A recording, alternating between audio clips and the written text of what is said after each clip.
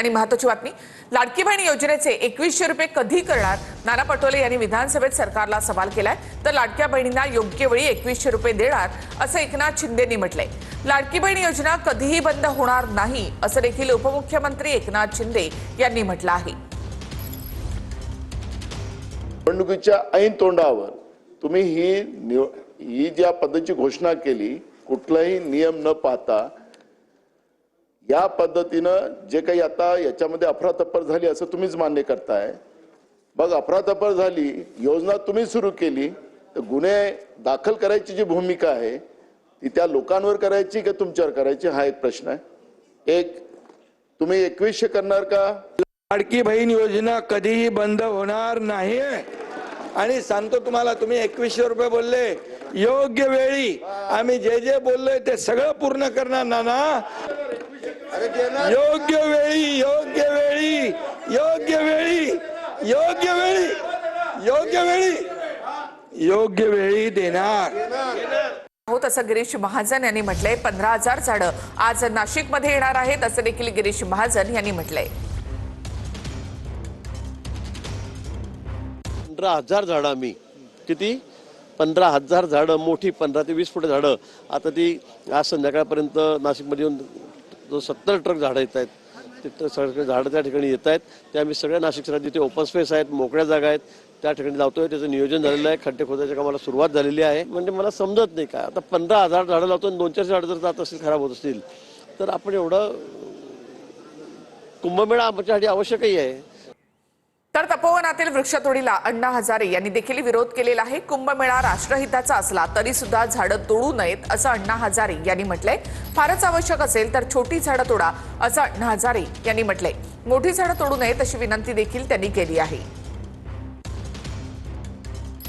कुंभमेळा जर समाज आणि राष्ट्रहितासाठी असेल तर झाडं तोडणं कितपत बरोबर आहे?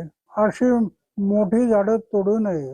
गरज असेल तर छोटं छोटं कुठं काय वाटत असेल तेवढ्यालाच, मोठी झाडं कधी तोडू नये. तर व्हिडिओ ट्विट केल्यानंतर महेंद्र दळवींकडून अंबादास दानवेंना नोटीस देण्यात आली आहे. तटकरे दुसऱ्यांदा खासदार म्हणून निवडून गेले आणि त्यानंतरचा तो व्हिडिओ आहे असं दळवींनी म्हटलंय. दानवेंनी ट्विट केलेल्या व्हिडिओवरून महेंद्र दळवींनी हा दावा केलाय.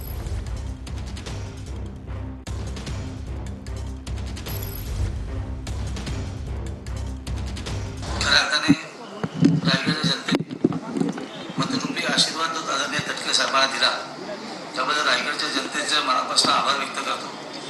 माझ्या विधानसभा मतदारसंघामध्ये अलिबाग, गोवा, मुरुड या जनतेने खऱ्या अर्थाने सर्वाधिक मताधिक्य दिलं. अतिशय सर्व नेते मंडळींनी, महायुतीच्या सर्व पदाधिकाऱ्यांनी खूप प्रयत्न करून आदरणीय तटकरे साहेबांच्या विजयामध्ये खूप मोलाचं योगदान दिलं.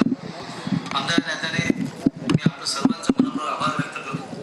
अशाच पद्धतीने पुढे देखील आपण काम करावं अशी अपेक्षा व्यक्त करतो. जय हिंद, जय महाराष्ट्र. बघा, हा फोटो आहे, हाच तो व्हिडिओ आहे, हाच फोटो आहे. तो ह्याच्यामध्ये ड्राफ्ट आहे, तुम्ही चेक करू शकता.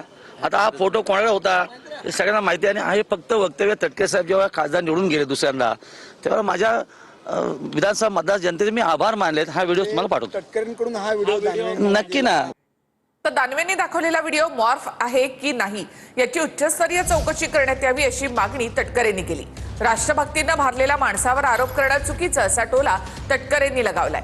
तर तटकरे राजकारणाचे मोठे संत, त्यांची महती माहिती आहे असा पलटवार महेंद्र दळवींनी केलाय. ते देशभक्त असं सांगतात की माझ्या लोकसभेच्या विजयाच्या निमित्ताने त्याने आभार मानला, तो व्हिडिओ आहे असं ते सांगतात.